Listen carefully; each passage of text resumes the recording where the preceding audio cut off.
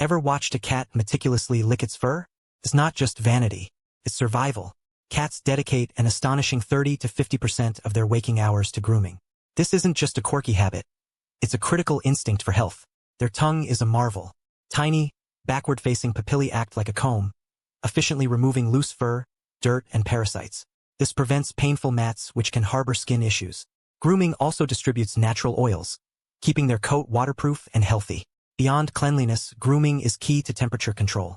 In hot weather, evaporating saliva from their fur cools them down. In colder conditions, a well-groomed, tangle-free coat provides essential insulation by trapping air, keeping them warm. Grooming stimulates circulation and is a self-soothing activity, reducing stress. It's a truly multi-purpose behavior. Next time you see your cat cleaning, remember, they're not just primping. It's an essential, complex biological routine. What unique cat habits have you observed? Share in comments, like this video and subscribe for more insights.